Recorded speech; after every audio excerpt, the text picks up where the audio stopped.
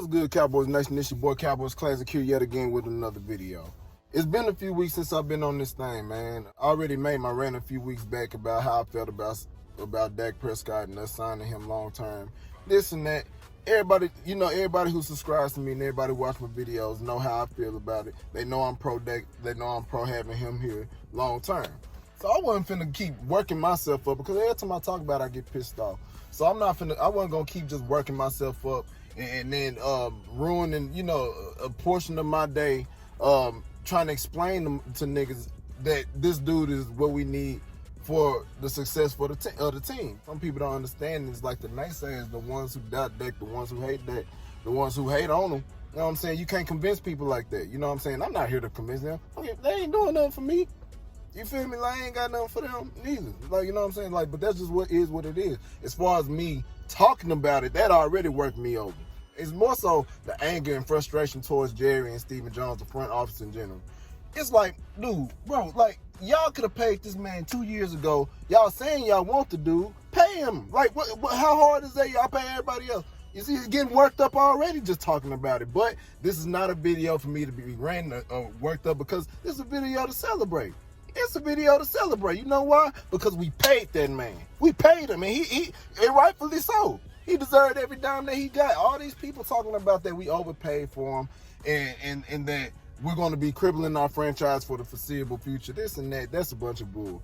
Y'all not really looking at the ins and outs of how the cap space is really going to be affected. For example, you look at $75 million signing bonus the first year.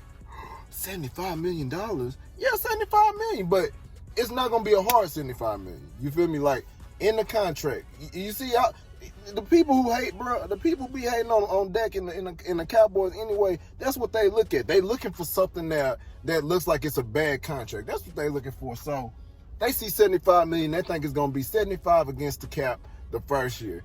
That's stupid as hell, bro. Stupid. But people, that's what they minded. That's what they want to see. So we going to rock with it.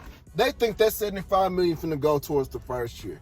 That's false. The way that contract's set up, he has 2 voidable years on there. So it's like almost, just for people who don't understand, voidable years, they're a part of the contract, but they low-key imaginary on some stuff. It just gives the team flexibility to where they can spread that signing bonus out an extra 2 years. Just give us time to spread that money out to where we're not getting killed the first year.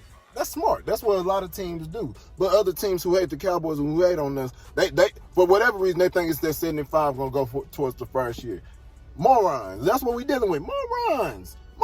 That's what we deal with, bro. Even in our fan base, we deal with that. But you mostly going to be hearing that from the outside fans like Eagles, Giants, and no-name fans. That's what you're going to hear that from. But to let y'all know, that's not what it is. It's not going to be a 75 just the first year.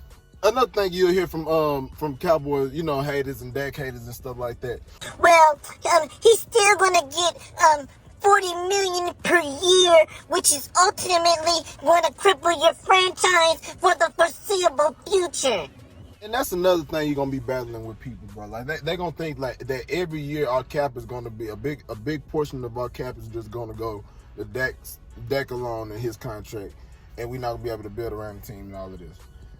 That's false. You know what I'm saying? The first year of Dak's contract, well, this upcoming season, for example, it ain't gonna be but $22 million against the cap.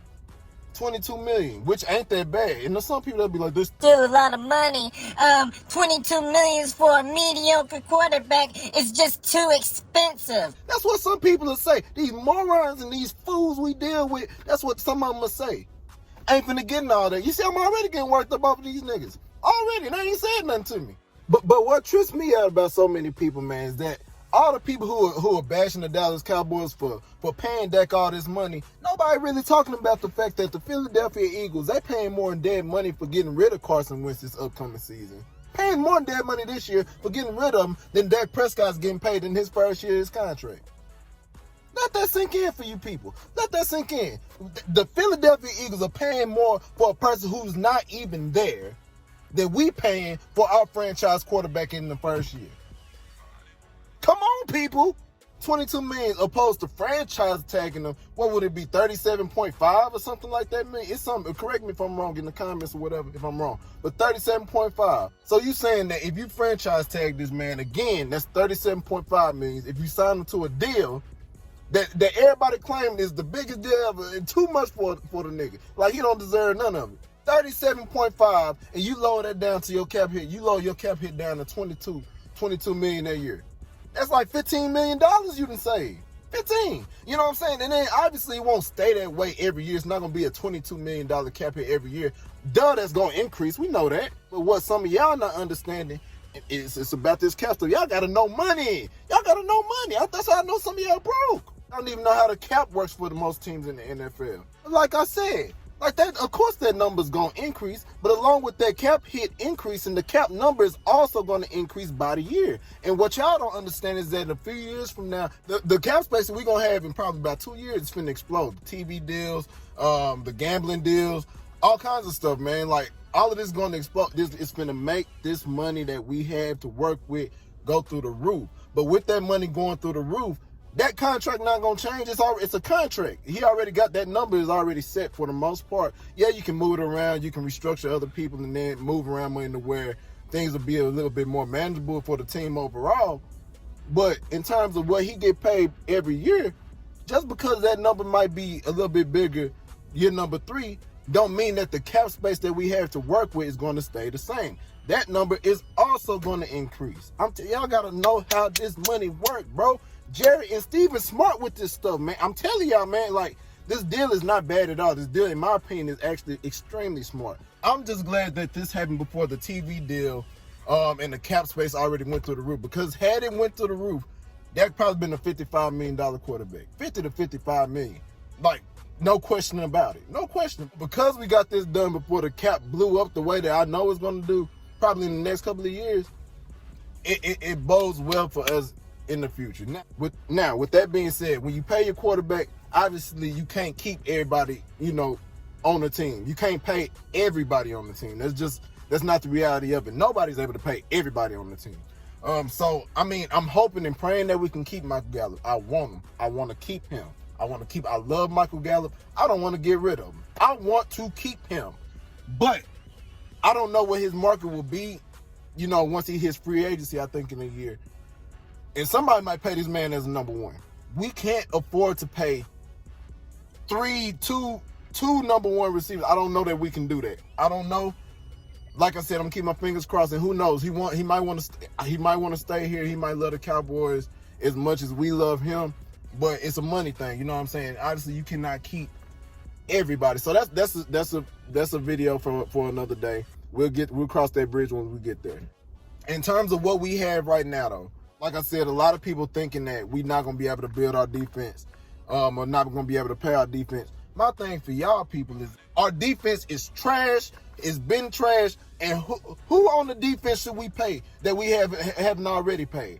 The ballers on our defense already locked in. DeMarcus Lawrence. That's the only baller I can think of that's really balling other than the rookies. The ones that I do have hope for, and I mean, I bash Jalen Smith and Layden. All season I bashed because it was awful and trash and garbage, like, what I'm saying, every game down there. But I do have hopes for them because I think they're going to bounce back. I think they're going to have a bounce back year. That's me. I haven't talked about that yet. But yeah, I was bashing them pretty hard, but I really think that they're going to come back and they're going to come back to old form. And Dan Quinn is a huge part of that, but we're going to get to that in another video. A lot of the cornerstone pieces, the ones that we deem cornerstone pieces, for example, DeMarcus Lawrence, Jalen Smith. Damn, those are the only 2? Sheesh. We got players there. You know what I'm saying? We got a pass rusher. We got a linebacker who we hoping pans out in the long term. But our defense already trash. The best way to build your defense to a competent one is not through free agency, which we've already seen. We done tried that. And they got rid of them halfway through the year. We was looking at Darryl Worley. And don't get me wrong, because I was just like y'all. I fell for it too. All these free agencies, acquisitions that we got, the big names like what's the nigga name? Everson Griffin, Dontari Poe, even Worley, Clinton Dix, all these people I was excited about, gone halfway through the season. I didn't use them. Well, we used them, tried to, but they was trash. Trash. Couldn't do no winning but lose and get smoked on the defensive side. We was getting killed. So that free agency stuff, not really my thing no more. I ain't gonna even lie to you. I'm done with the whole free agency thing. The way you build your defense is through the draft. And we got a ton of draft picks, y'all. A ton of them. We got, 10? 10 draft picks. This is where we build our defense. And I'm telling y'all, we build a competent defense. With the scheme that we running now, that's a little bit easier. All you need is players who can run your scheme. If you can run your scheme and you can stop folks every now and then, our offense is good enough to where we gonna score points. There ain't gonna be no problem. Ain't gonna be no problem. Our defense just got to be able to stop something. That's what we counting on. That's what we counting on right now. And the draft is gonna be huge for that. Now, with that being said, we're gonna get in the draft talk probably a month from now. It's still really early to be talking about draft. I ain't gonna lie. For me, it is. Maybe April. That's when I'm really gonna get into the draft talk and all of that stuff.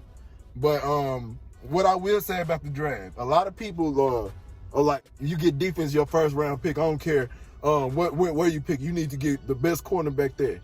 Let's not be stupid, y'all. You know what I'm saying? Let's think, y'all. Let's think. Is there a cornerback in the draft that's worth the top 10 pick? When you get a top 10 pick, a top 10 is a premium pick, dog. It's a premium pick. You don't play around with that. If you're not able to trade back, or if it's a can't miss prospect at number 10, the top 10 player, because we ain't gonna be drafting top 10 very often. That's just the fact. So as long as it ain't quarterback, you get the best player available. I don't care what position it is. You know what I'm saying? If it's the best player, you top 10. I'm talking about we don't see top 10 very often. We got so many draft picks. We'll address the defense throughout the whole draft. But with that top 10 pick, you don't play around with that. You don't roll the dice on that. You get the best player available. So if it is a Kyle Pitts, if it is a Rashawn Slater, if it is a Penei Sewell if he falls, you get that nigga. Period. You know what I'm saying? And I mean, a lot of y'all say like, our defense is so trash. We need to be getting defense every round, every pick, which I feel you. I understand that. But let me break it down to you like this. The best corner in the draft might be right here. The second best offensive tackle in the draft might be here. You don't want to just draft for need because you'll end up in a taco situation. Bottom line, when you have a blue chip prospect, you get that blue chip prospect and you build around your team. That's what you do. That's just a little bit of draft talk, you know what I'm saying? But like I said, man, I'm happy that Dak got signed. It's about time that he got signed. And honestly, man, y'all call me crazy, but I think our Super Bowl window is officially open. Yes, our defense is trash, but all that stuff, like I said, will be addressed in the draft. And you're going to see a drastic improvement in our defense. Bottom line, y'all mark my words, man. This is a major move. Major move. Y'all stay blessed, man. Thanks to everybody who likes, comments, subscribes, and supports my channel, man. Y'all keep watching, keep sharing, and all of that stuff, man. And y'all stay blessed. Cowboys Nation, rise up. If you ain't with us, wise up. I'll let your boy, man. Peace.